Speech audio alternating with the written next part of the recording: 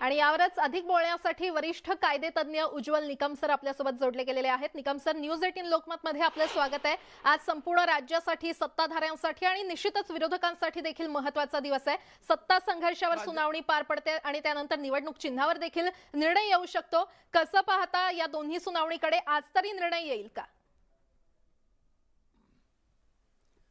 प्राजक्ता, आज निर्णय येणं अपेक्षित नाही। याला कारण असं आहे की ठाकरे गटाकडून सर्वोच्च न्यायालयामध्ये कालच एक अर्ज दाखल करण्यात आला आणि त्यांनी सांगितलं की हा जो सत्ता संघर्षाचं जे घटनापीठापुढे जो प्रश्न आहे हा 7 न्यायाधीशांच्या लार्जर बेंचकडे सोपवण्यात यावं। आपल्याला आठवत असेल की यापूर्वी सर्वोच्च न्यायालयाच्या घटनापीठाने ठाकरे गट आणि शिंदे गट दोन्ही गटाच्या वकिलांना सांगितलं होतं की आम्ही 10 जानेवारीला जी सुनावणी करणार आहोत त्यात प्राथमिक कोणत्या मुद्द्यावरती सुरू करावी याचं दोघही साईडच्या वकिलांनी सांगावं। परंतु दोघही साईडच्या वकिलांचं मतैक्य न झाल्याने सर्वोच्च न्यायालयापुढे आज कोणत्या प्रश्नावरती सुनावणी सुरू करतील हे बघणं मोठं औत्सुक्याचं राहील। पण त्यापूर्वी काल ठाकरे गटातर्फे असं सांगण्यात आलं की जो नाबाम रबियाचा 2016ला सर्वोच्च न्यायालयाच्या घटनापीठाने निकाल दिलेला आहे त्याचा फेरविचार होणं गरजेचं आहे।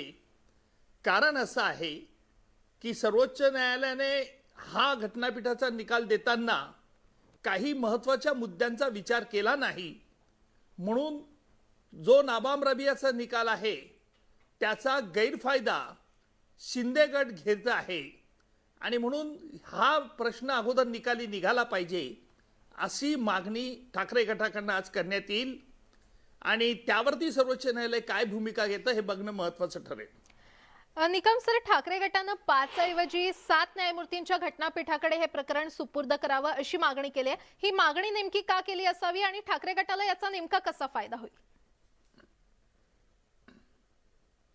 असं आहे की नाबाम रबियामध्ये 2016ला ज्या 5 न्यायाधीशांच्या घटनापीठाने एकमुखी असा निर्णय दिला की ज्यामध्ये माजी सरन्यायाधीश रमन्ना हे देखील एक न्यायाधीश होते आणि त्यांनी असा निर्णय दिला होता की स्पीकर किंवा डेप्युटी स्पीकर यांच्या विरुद्ध जर आमदाराने अविश्वासाचा प्रस्ताव आणला असेल तर त्यावेळेला स्पीकर किंवा डेप्युटी स्पीकरला त्या आमदारांना आमदार अपात्रतेची कारवाई करता येणार नाही 10 शेड्यूल प्रमाणे असा हा तो निर्णय आहे। आता त्याच्यामुळे ठाकरे गटाने सांगितलेलं आहे की यापूर्वी शिंदे गटाने देखील डेप्युटी स्पीकर जे होते नरडी हिरवाळ यांच्या विरुद्ध अविश्वासाचा प्रस्ताव आणलेला आहे आणि त्याचा गैरफायदा हा शिंदे गट घेत आहे अशी तक्रार ठाकरे गटातर्फे सर्वोच्च न्यायालयात करण्यात आली आणि म्हणून जो नाबाम रबियामधला निकाल दिलेला आहे याचा फेरविचार होणं गरजेचं आहे। त्याला प्रामुख्याने त्यांनी 2 कारणं दिलेली आहेत।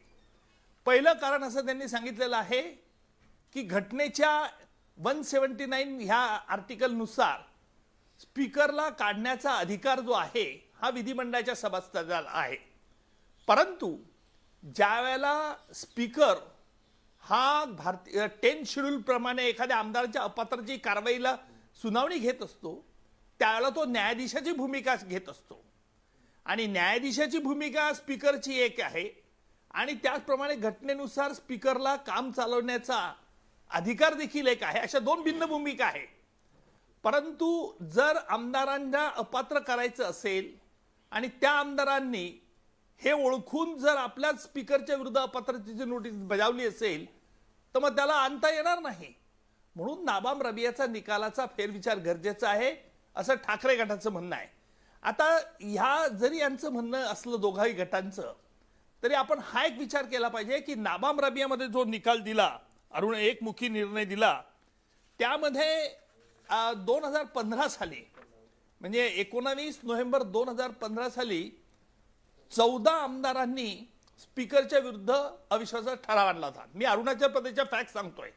14 नोव्हेंबर 2015ला आणि 7 डिसेंबर 2015ला त्या स्पीकरने, अरुणाचल प्रदेशच्या स्पीकरने त्या आमदारांना अपात्र का करू नये अशी नोटीस काढली आता ही काढल्यानंतर त्याचं उत्तर त्याने 14 डिसेंबरला मागितलं. 7 डिसेंबरला नोटीस काढली, 14 डिसेंबरला उत्तर मागितलं आणि 15 डिसेंबरला त्या 14 आमदारांना त्यांनी डिस्क्वालिफाय केलं 10व्या परिशिष्टानुसार. आणि मग हे प्रकरण सर्वोच्च न्यायालयात पुढे गेलं आणि सर्वोच्च न्यायालयाने सांगितलं की तुमच्या विरुद्ध आणलंय. तर महाराष्ट्रात काय घडलं? महाराष्ट्रात 1 जून 2022ला शिवसेनेचे एकूण 55 आमदार होते. आता ह्या 55 आमदारांपैकी 22 जून 2022ला एकूण 34 आमदारांनी डेप्युटी स्पीकर नरहरी झिरवाळ यांच्या विरुद्ध अविश्वासाचा प्रस्ताव आणला. 22 जूनला आणला. 22 जूनला आणल्यानंतर 25 जूनला नरहरी झिरवाळ यांनी 10व्या परिशिष्टानुसार त्या 16 आमदारांना का अपात्र करण्याची नोटीस काढली. हे 16 आमदार पुढे गेलेत, सर्वोच्च न्यायालयात गेलं, त्यांनी स्टे मिळवला, तो भाग वेगळा आहे. आणि म्हणून या नाबाम रबियाचा जो निकाल आहे त्याचा फायदा शिंदे गट घेत आहे असं त्यांनी या याचिकेमध्ये म्हटलेलं आहे. काल जो ठाकरे गटांनी अर्ज केलाय, ठाकरे गटांनी दुसरे असं एक म्हणणं मांडलेलं आहे की यापूर्वी सर्वोच्च न्यायालयाने जो 1992ला जो एक निकाल दिला होता 5 न्यायाधीशांच्या घटनापीठाने 1992ला, की एखादा स्पीकर जर आमदारांच्या अपात्रतेची सुनावणी सुरू करत असेल 10 शेड्यूल प्रमाणे, तर त्याच्या याच्यात कोणी इंटरफेअर करता कामा नये असं हे सुप्रीम कोर्टाचं वाक्य आहे. Interference in the disqualification proceeding is not permissible. आणि हा निकाल म्हणजे आमदारांच्या अपात्रतेची सुनवाई सुरू करत असताना स्पीकरचा अधिकार हा एकमुखी फायनल असतो आणि त्यामुळे त्याच्यात कोणी इंटरफेअर करू नये, हस्तक्षेप करू नये असा पूर्वीचा एक निकाल आहे. आणि त्याच्यामुळे ठाकरे गटाचं आता असं म्हणणं आहे की हा आमदारांनी हेतू पुरस्कार इन अँटिसिपेशन नरहरी झिरवाळच्या अविश्वासाचा प्रस्तावाला असं त्यांचं म्हणणं आहे. आज बघायचं हे आपल्याला की सर्वोच्च न्यायालय नेमकं आज कोणती भूमिका घेतो. कारण जर हे 7 जणांच्या घटनापीठाकडे गेला तर याला बराच वेळ लागू शकतो, पुन्हा त्याचं स्थापन व्हायला, म्हणजे तारीख पे तारीख पुन्हा होऊ शकते. का सर्वोच्च न्यायालय असं म्हणेल की हे 16 आमदार जे आहेत ते अपात्र होतात की नाही हे आम्ही अगोदर ठरवतो. आता याच्यातही वादाचा मुद्दा असा आहे, हे 16 आमदार म्हणतात आम्ही 10व्या परिशिष्टानुसार कोणतीही अपात्रतेचं हे केलेलं नाही, आम्ही अपात्र होत नाही, त्यामुळे स्पीकरला आम्हाला अपात्र करण्याची कारवाई करता येते. आता हे त्यांचं म्हणणं खरं की खोटं, वस्तुस्थितीला काय आहे का voluntarily giving membership the political party, असे अनेक कायद्याचे मुद्दे आहेत. पण माझ्या मते महाराष्ट्रातील सत्ता संघर्ष हा एक अतिशय हुशारीने खेळलेला डाव आहे. याला कारण असं आहे की ज्याप्रमाणे बुद्धिबळामध्ये प्यादी हलवली जातात, कोणतं प्याद कशाने वजीर मरेल काय मरेल हे बघितलं जातं, त्याप्रमाणे ह्या राजकारण्यांनी ते केलेलं आहे, एवढी मात्र गोष्ट नक्की आहे. बर, निकम सर, तुम्ही नाबाम रबियाचं उदाहरण दिलं, मात्र या नाबाम रबिया निकालाचा फेरविचार करावा अशी मागणी उद्धव ठाकरे गटानं केली आहे. ही मागणी न्यायाधीश विचारात घेऊ शकतील का? निश्चितपणे हा सगळ्या सर्वोच्च न्यायालयाच्या याच्यातला प्रश्न आहे. त्यामुळे सर्वोच्च न्यायालयापुढे ठाकरे गटाला हे समजून सांगावं लागेल की नाबाम रबियामधल्या ज्या फॅक्ट्स होत्या त्या फॅक्ट्स येथे लागू होतात की नाही, पहिला प्रश्न हा आहे. नाबाम रबियामध्ये काय असतं, एखाद्या केसमधला निकाल दुसऱ्या केसमध्ये तंतोतंत लागू होतो असंही म्हणण्याचं काही कारण नसतं. कारण लिगल प्रिन्सिपल काय आहे हा भाग महत्वाचा आहे. आपल्याला आठवत असेल की 2016 साली अरुणाचल प्रदेशच्या बाबतीमध्ये सर्वोच्च न्यायालयाने असंही म्हटलं होतं की स्पीकर विरुद्ध अविश्वासाचा प्रस्ताव आणलाय ना, मग स्पीकरने त्याला सामोरं जायला पाहिजे. तशी भूमिका या बाबतीत सर्वोच्च न्यायालय घेईल का? आणि म्हणून 7 न्यायाधीशांच्या घटनापीठ पूर्ण स्थापन करावी की नाही याच्यावरती आज दोन्ही बाजूंनी युक्तिवाद होईल.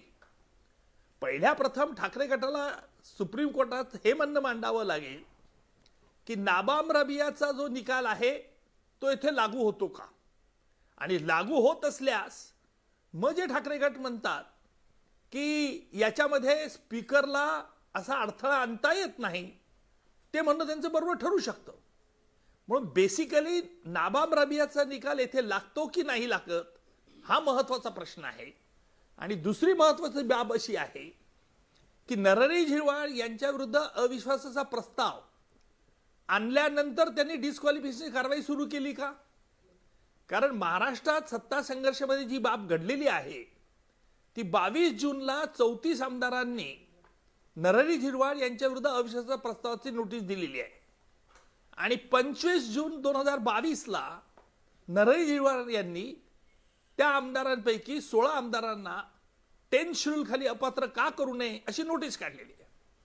आता दोन्ही बाजूने युक्तिवाद होऊ शकतो की हे यांनी अँटिसिपेट केलं म्हणून आम्हाला अपात्रतेची नोटीस काढली, किंवा शिंदे गट असं म्हणू शकतो की आम्ही यांच्या विरुद्ध अविश्वासाचा प्रस्ताव आणला म्हणून त्यांनी डेप्युटी स्पीकरने आम्हाला अपात्र नोटीस काढली, किंवा नरहरी झिरवाळचा गट असा म्हणू शकतो की बाबा यांचं कृत्य जसं होतं की ते आपोआप त्यांचं सदस्यत्व रद्द झालेलं आहे, व्हॉलंटरी गिव्हिंग, म्हणून हा कायद्याची पेच आहे. बघूया याच्यात सर्वोच्च न्यायालय काय भूमिका घेतं. निश्चितच आजच्या सुनावणीमध्ये नेमकं काय होणार हे पाहणं महत्त्वाचं ठरणार आहे. निकम सर, अगदी सोप्या शब्दात तुम्ही हे विश्लेषण